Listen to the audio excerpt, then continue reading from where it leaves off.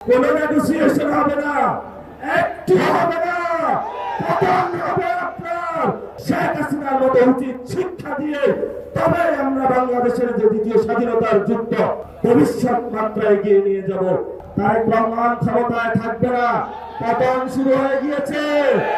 তারেক রহমানের যখন পতন হবে তখন আইসা মায়া কান্না করে লাভ হবে না। যখন মানুষ হাসিনার ফেসিবাদীতে নির্যাতিত নিপীড়িত ছিল, আজাদির স্লোগান উচ্চারিত হচ্ছিল, সেই সময়কালীন বাংলাদেশের সকল মানুষ রাজপথে ঐক্যবদ্ধভাবে নেমে যখন বাংলার মানুষকে মুক্তি দিয়েছিল, সেই সময়কালীন লন্ডন থেকে একজন বাংলাদেশে এসে ছাত্রদল যুবদলের সন্ত্রাসী বাহিনীকে উস্কে দিয়ে বললেন, আমি হলাম বাংলাদেশের এই গণ অভ্যুত্থানের মাস্টার মাইন্ড। কোরআনের একটা আয়াত আমি চরমভাবে বিশ্বাসী, সে আয়াতটি হলো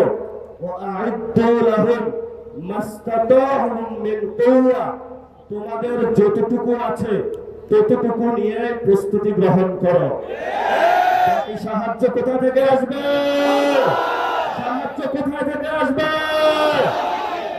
শেখ হাসিনাকে 5 মিনিট দেওয়া হয়েছিল যে হয়তো বাংলাদেশের মধ্যে তুমি 5 মিনিটের মধ্যে তোমার এখানে জীবন দিবা অথবা ভারতে পালাবা। সেই সময় আপনারা পুরো বাংলাদেশে ঐক্যবদ্ধভাবে পুরো বাংলার রাজপথে নেমে এসেছিলেন। সেই সময়কালীন 5 তারিখে তারেক রহমান বাংলাদেশে ছিল না, বাংলাদেশে ছিল আবার কৃষক, বাংলাদেশে ছিল মজুর, বাংলাদেশে ছিল রিক্সা চালক, বাংলাদেশে ছিল ছাত্র। তারেক রহমানের কোন ছায়া আমরা সেদিন রাজপথে দেখি।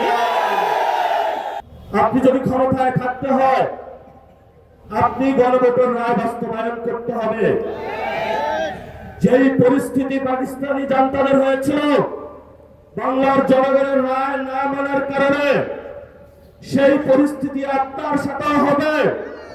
কারণ এই প্রধানমন্ত্রীর চেয়ার এটা আপনার না, এটা বাংলাদেশের জনগণের।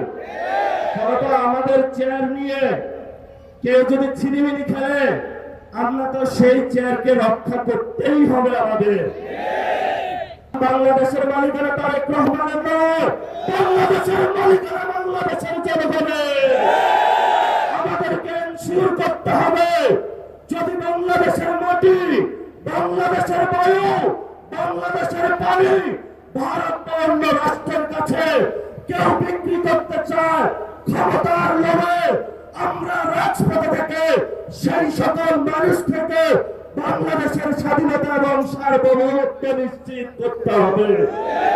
সর্বসম্মিলিত ঢাকার যারা সন্ত্রাসী গোষ্ঠী আছে, একটা শিক্ষা প্রতিষ্ঠানে তারা আক্রমণ করেছে, সেখানে আক্রমণ করেও তারা ক্ষান্ত হয়নি। আপনারা দেখেছেন হবিগঞ্জে আমরা চিকিৎসা নিতে পারি না, সেখানে হসপিটালে গিয়ে তারা আক্রমণ করেছে। এই তারেক রহমানের সন্ত্রাসী দল, ছাত্র দল, যুব দল আজকে তোমাদেরকে বলবো, কই তোমরা আজকে কোথায় গুপ্ত হয়ে গিয়েছ? আজকে যে রাজপথে দেখা যাচ্ছে না, বাসায় কি ঘুমিয়ে আছো নাকি পালিয়ে গিয়েছ? জায়গা পাবেন না। জনতা জেগে উঠেছে। আগামীতে আমরা দেখব কারা বাংলাদেশের পক্ষে, কারা বিপক্ষে, কারা লন্ডনী, কারা দিল্লি আর কারা ঢাকার অনুসারে, সেটা আগামী যুদ্ধে প্রমাণিত হবে। মুখে মুখে বললে প্রমাণ করা হবে না। তারেক রহমানের যখন পতন হবে তখন আইসা মায়া কান্না করে লাভ হবে না, তখন একটু পিছনে পড়ে যাবেন। ইতিহাসের সঠিক সিদ্ধান্ত নিতে হবে। ভবিষ্যৎ বাংলাদেশের জনগণের। তারেক রহমান ক্ষমতায় থাকবে না, তারেক রহমান ক্ষমতায় থাকবে না, পতন শুরু হয়ে গিয়েছে। তারেক রহমান পিস্তল তাক করবে। আমরাও বলি 1400 লোক গেছে, বুকে গুলি চালান, সমস্যা নাই, তবে আমাদেরকে কোনো কর টাকা দিয়ে কিনতে পারবেন না। কোনো নেগোসিয়েশন হবে না, একটু হবে না। পতন হবে আপনার। বাংলার মাটিতে জনগণ আপনাকে পতন করে শেখ হাসিনার মতো উচিত শিক্ষা দিয়ে তবে আমরা বাংলাদেশের যে দ্বিতীয় স্বাধীনতার যুদ্ধ সেটা ভবিষ্যৎ মাত্রায় এগিয়ে নিয়ে যাব।